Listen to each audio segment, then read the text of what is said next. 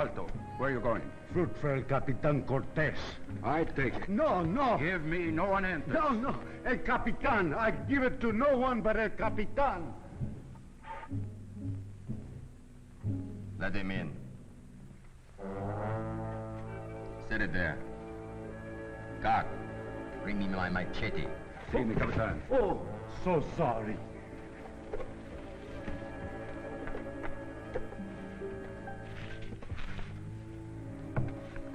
Master, you are betrayed. What? The soldiers are deserting you. They are going to seize the ships and sail back to Cuba. They... What is this you have brought? Tomato. The Aztecs grow them among the maize.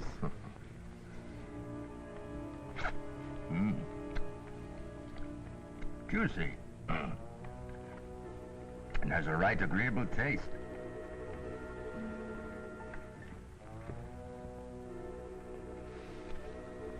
Are my captains in this too? See. When do they think they will take the ships? Tomorrow morning. Then we must act tonight. Are there any we can trust? I have 3 brothers. We would all die for you. Gracias, esclavo. Here then is what you must do. You will go to your brothers, have them join you at the beach.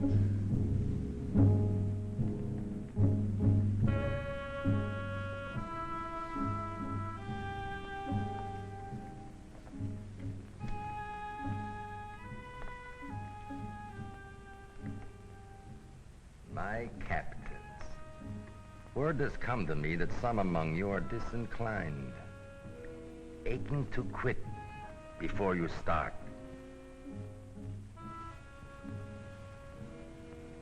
Well, Rodrigo? Our captain knows we're outnumbered. 1 against 10,000. We're not afraid to die. But these cannibals, only yesterday, they bound a native girl to the altar and they stripped her skin off alive, piece by piece. The walls of the temple are human skulls, 100,000 of them. Go on, go on. Our food is low. The Indians have poisoned the springs or the lagoon. They're in for the taking. Maize, quail, and this juicy tomato to help stay our thirst. But we can't stay here forever. We'll die like flies. Well spoken, Rodrigo. We stay no longer. You mean we go back to Cuba? I mean tomorrow I march on Montezuma. Those who wish may follow. The rest are free to do as they please. You will let them take ships? As many as they want. What was that? Like it's coming from the beach.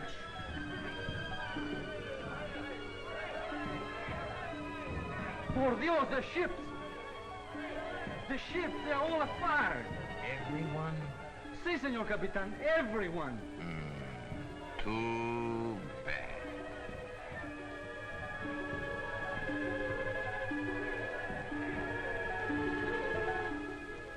I think maybe I have company to Montezuma after all.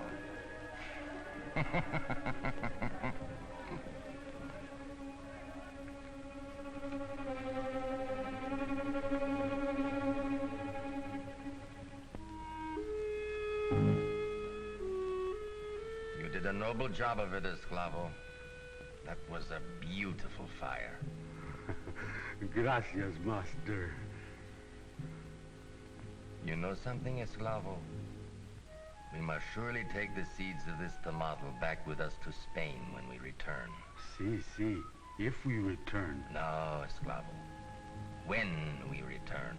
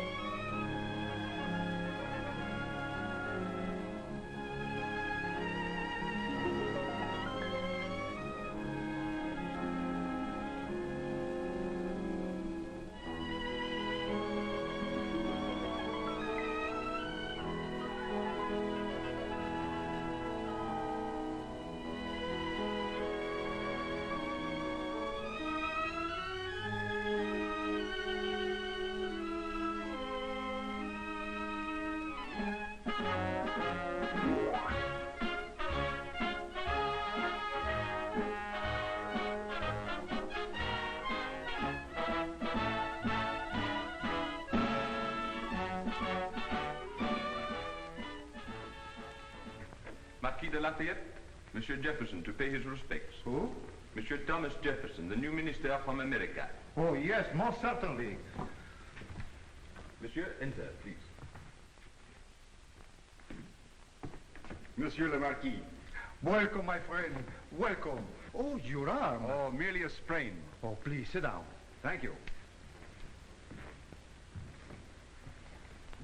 Tell me, how is General Washington? Busy as a beaver with plans for the Constitutional Convention. That is why they need Benjamin Franklin. We are sorry to lose Monsieur Franklin, but glad you replace him. I succeed, Mr. Franklin. No one can replace him. But I came to ask directions to Turin. Turin, Italy? Yes. My doctor suggests a brief vacation while my arm heals. And I thought it a good time to review farming conditions there. Farming? You? Yes, I guess I'm still a farmer at heart. You should see my farm in Monticello now. But it is the future of America of which I am thinking. And I owe it to my fellow farmers to take them back all the information that I can. And I hear such glowing accounts of the tomatoes in Turin and the Piedmont rice. Tomatoes? Oh, I believe you call them love apples. Oh, those export of a single... For a few grains of rice? Well, that's restraint of free trade. Tell that to them in Turin. I will.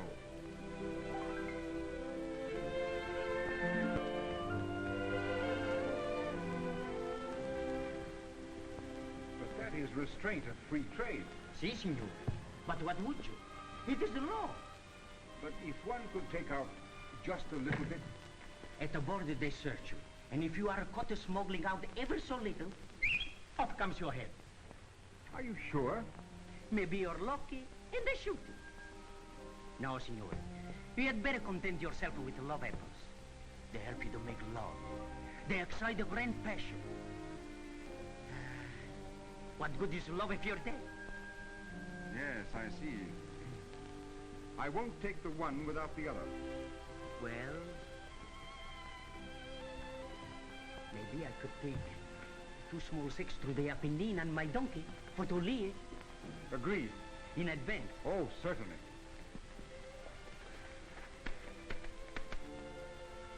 There. You won't fail me now. Signor, I'm honest. Hey, the carabinieri, quick, signor. Carabinieri. Addio, signor, addio.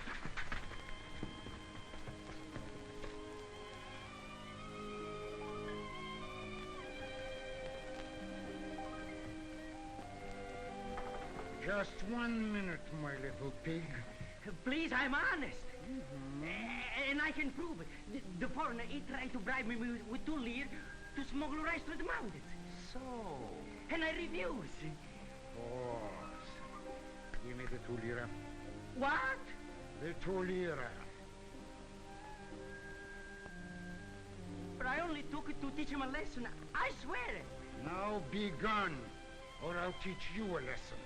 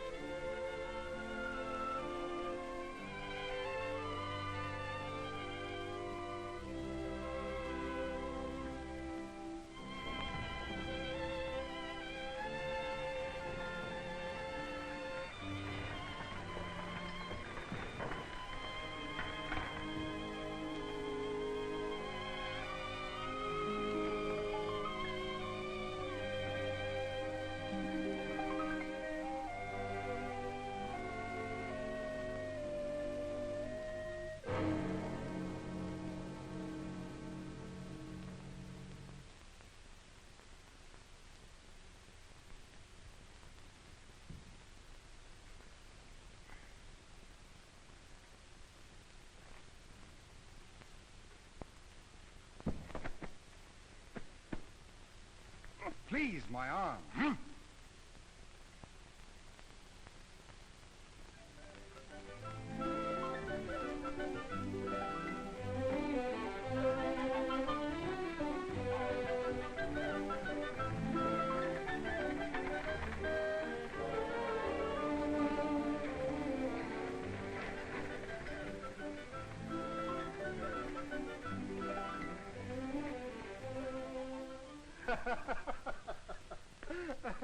I told you the trip would be fruitless. But it wasn't. I found a new species of tomato of which the Italians make a delectable paste. And their rice is just what we need for the Carolinas. Yes, yes. Too bad you couldn't get any of it out of the country. But I did. What? I thought you said they searched you with special care. They did. Everywhere but in the bandage of my sprained arm, which is long since well. Look. Comme diable!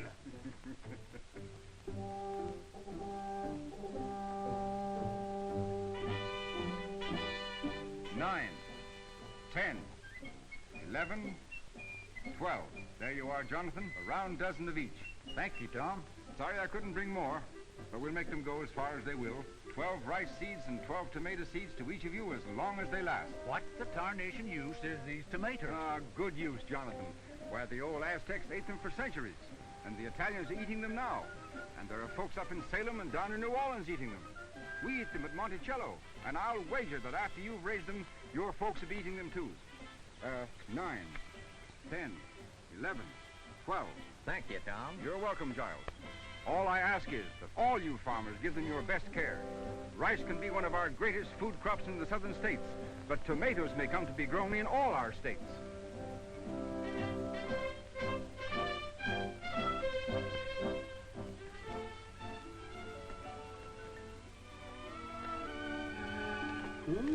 Stay out of there, Pa. You expecting thrashers, Matilda? 4th of July picnic.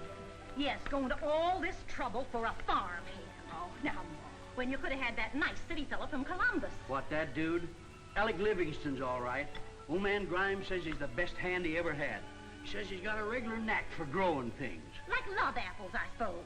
Tomatoes, Ma. Alex says when people get over their loony superstitions, everybody will raise and eat, just like potatoes. He's the one that's loony. I don't know, Ma. More and more people are eating them every day. To hear him tell it. Don't he ever talk about anything else?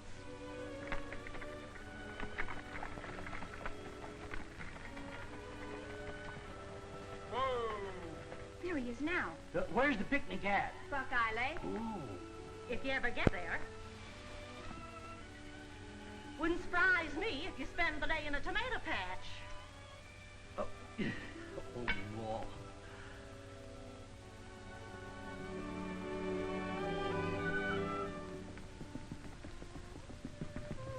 Hot, isn't it? Yes, it is, but it's a beautiful day.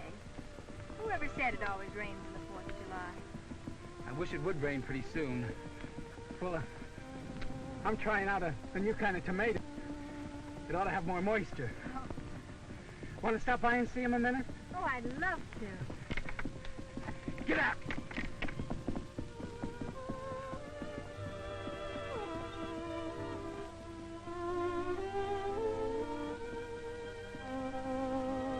It's been a wonderful day, Matilda. Glorious. The lunch was good, too. Glad you liked it. Oh, I hope you didn't spoil your dress. Oh, it'll clean. Not many girls would give up a picnic to carry water like you did. Didn't I suggest it? I bet your mother'll sure be surprised. You spending your whole 4th of July in a tomato patch. Not very. What? I mean, oh, I don't care. I loved helping you. I love to watch you with your plans. You seem so inspired. You make raising tomatoes seem so important. It is important. Giving people better food's about the most important thing there is. Listen, Matilda, I've got a chance to rent the old Clark place, 113 acres. I can raise enough other stuff to live on and plant the rest in tomatoes, developing bigger and better ones than there ever was before. In time, sell the seed. Well, I mean, I could if you'd help me, Would you marry me, Matilda? Would you? Didn't I say I'd love to help you? Yay!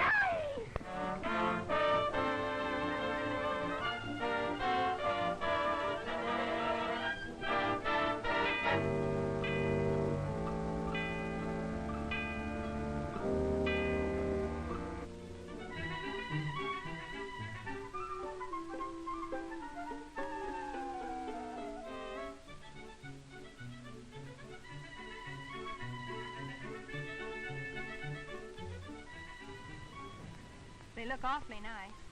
Wait till you see them next year. We'll pick just the best ones for seed. Then the next year, just the best of them. And pretty soon we'll have them all big and round and smooth without these creases. You're a remarkable man, Alex. Aw, How long will it take? a few years. Not many, you'll see.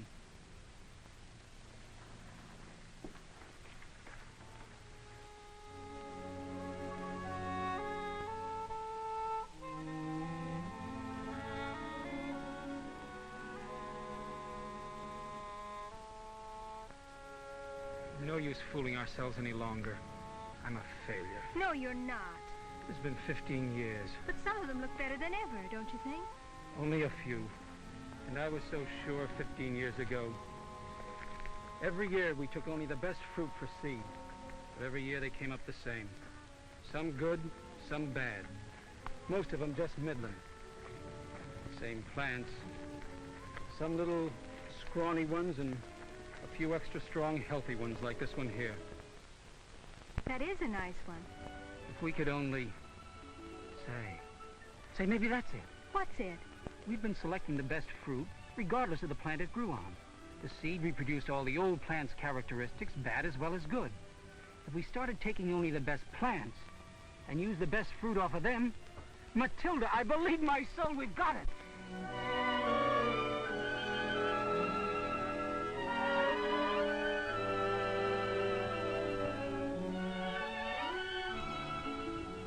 Yes, gentlemen.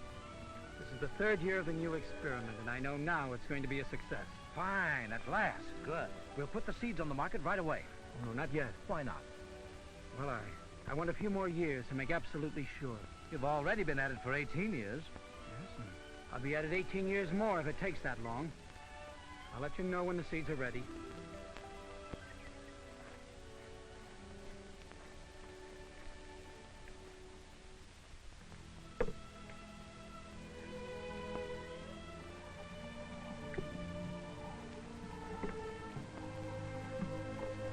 Use only the ripest ones, son. They make the best seed.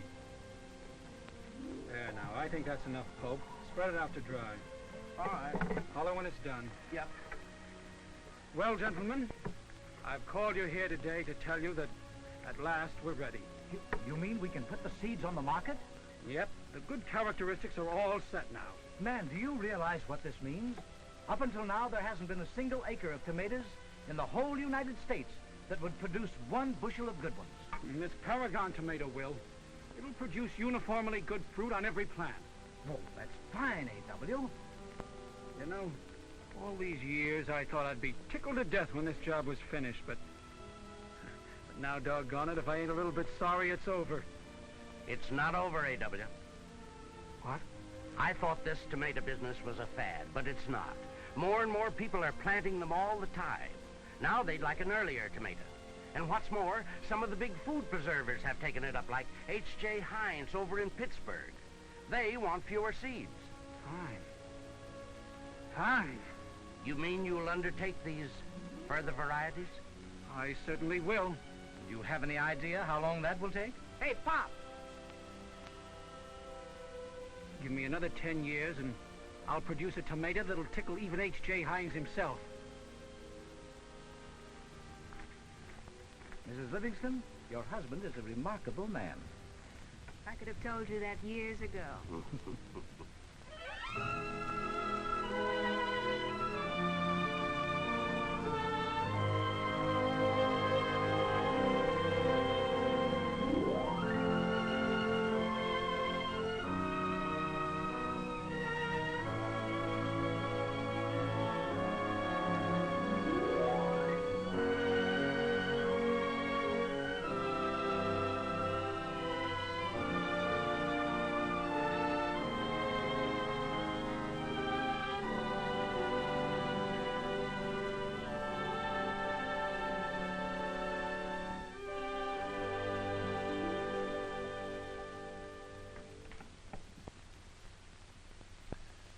Pectin 0.25, acid 0.31, and sugar 2.58.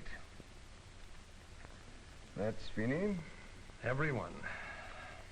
I know it doesn't seem possible, after all these months and years, but at last really finished the chemical analysis of varieties of tomatoes from all over the world. Oh, that's what Mr. Heinz asked for. You've been working pretty hard, Doctor, especially these last few days. You ought to get some rest. As soon as I see the director. After that, I'm going to bed and sleep for a week. So now we know it is possible to control the desirable character of a tomato. Yes, sir. Livingston had to depend on trial and error, but that was before Mendel, the Austrian monk, discovered the Mendelian law of plant genetics. Now we know we can breed in or out any plant character we choose. And you really think a tomato can be developed with all these good qualities, all in one? I'm sure of it. Very well. Then get a copy of this off to our experimental farm right away and let them start cross-pollinating. Well, it won't happen overnight, sir. But I promise you, 5 years from now, Heinz farmers will be growing regularly tomatoes, the like of which the world hasn't even dreamed of up to now. Well, go to it, Doctor. And by the way, congratulations. You've proven the value of chemistry in developing a better tomato. Thank you.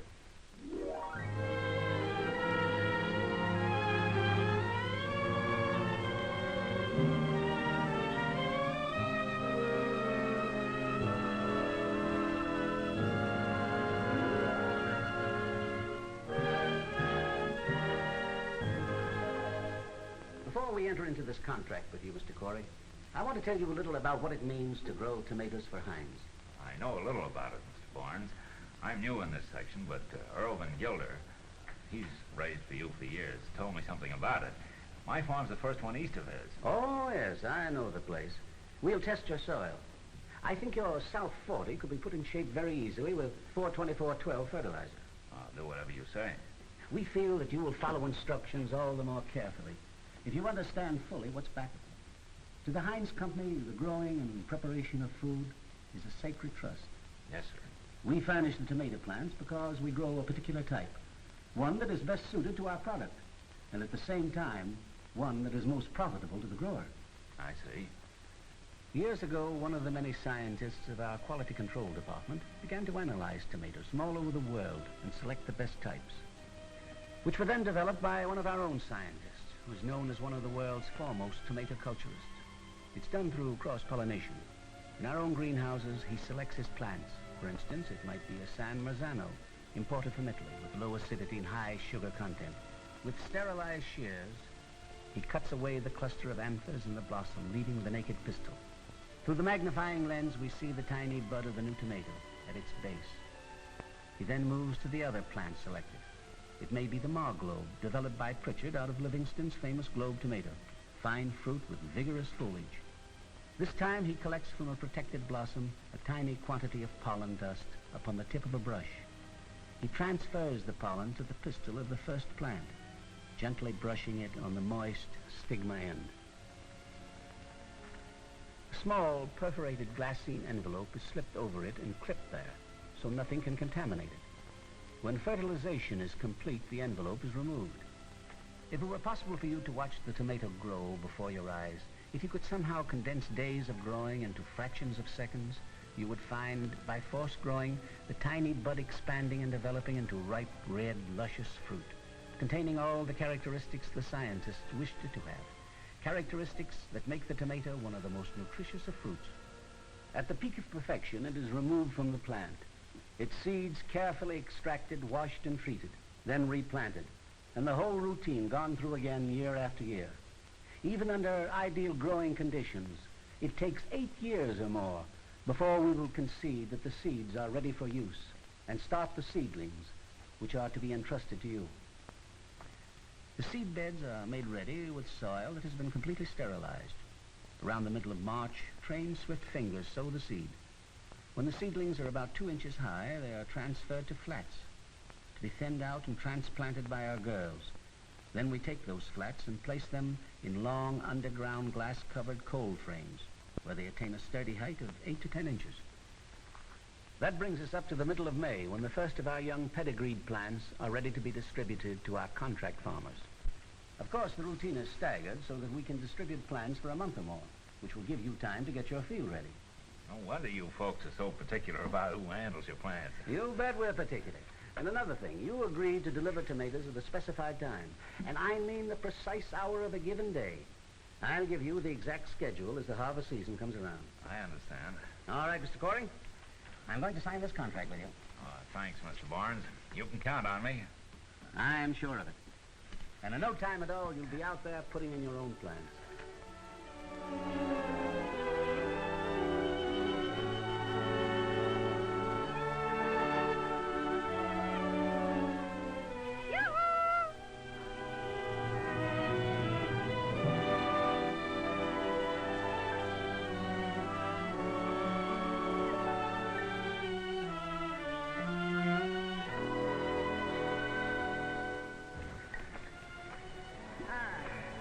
Maybe you'd like some cold tomato juice. Thanks, honey. Enough there for the boys, too? Plenty. How are you getting along? Wonderful. The ground's in great shape, and the plants are perfect. You know, if we can have a good crop this year, Heinz will take us on steady. That'll give us a cash crop every year at a guaranteed price. It'll be all right. It's got to be. Thanks, honey. I'll send the boys over.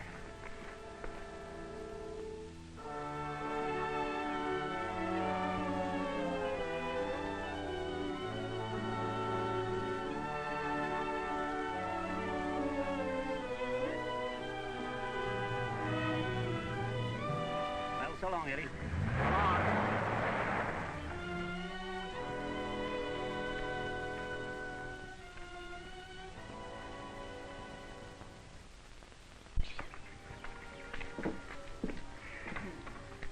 Who is that? The Heinz man out checking the crop. What'd he say? Everything's swell. Swell.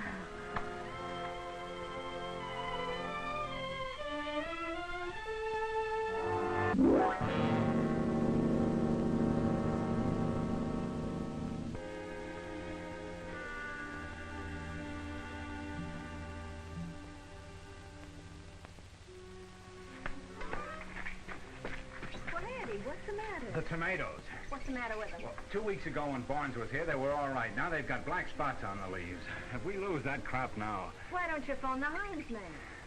Yes, I'm going to. All right, Eddie. Keep your shirt on. I'll be right out. Leaf spot.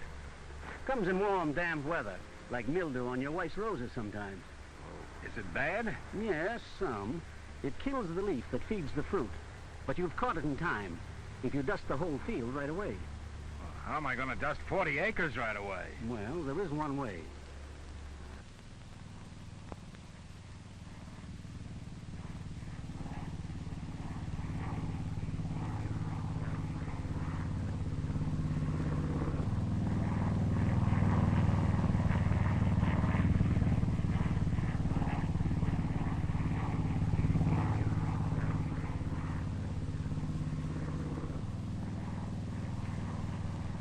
Well, that's got it. Is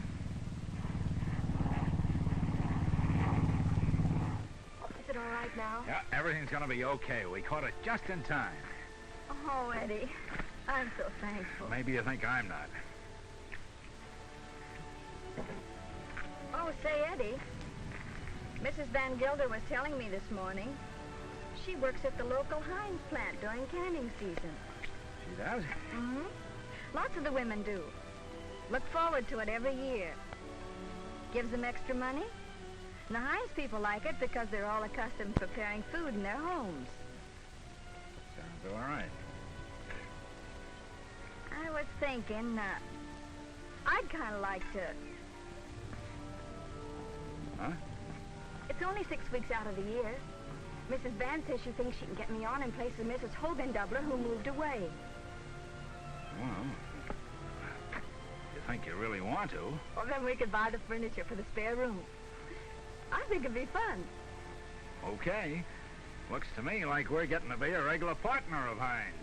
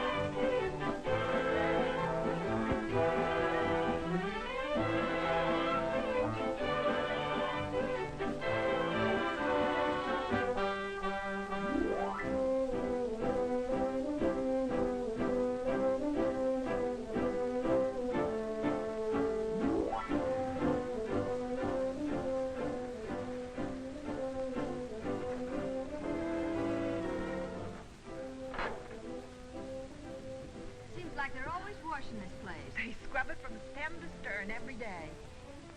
The government inspectors are taking their places on the platform. That means that trucks will soon be rolling up. We'd better get started. This is a busy day for us. Eddie's crop's due today at the plant at 2 o'clock.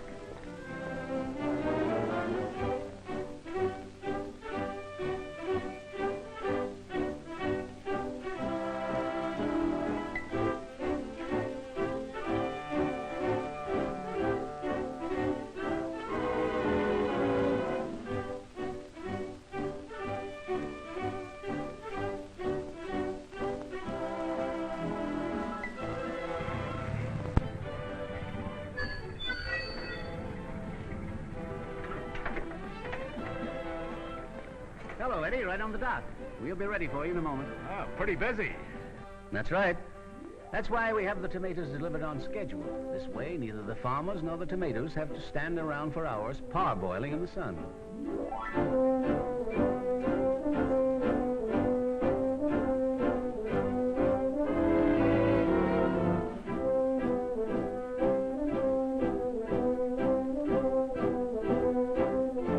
If you had time to follow these tomatoes, you'd see them dry sorted, then dumped into the first washer, rolling over and over under a water spray of 300 pounds pressure, into the soaking tank, then under another spray for the third washing.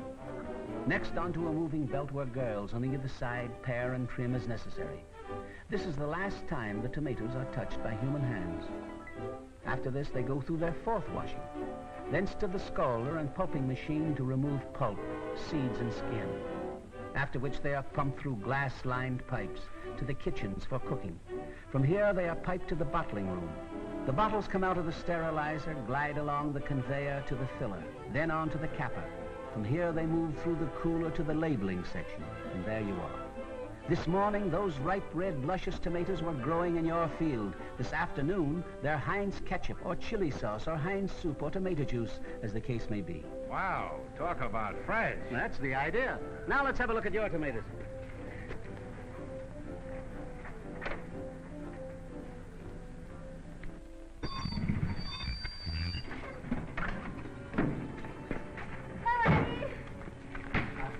I just got home myself. How was everything? Here, Mrs. Edson Corey, is the check for the tomatoes. Oh. And here is the contract for next year. Oh. Honey, we're on our way. Isn't it wonderful? Yes, it is kind of wonderful. Us being a grower, putting things in the ground and watching them grow, working for a company like Heinz, makes you sort of feel as if you were part of something big. Something that's been going on for a long time. Ever since Eden, I guess. Giving the world better food. Making it more fun to be alive.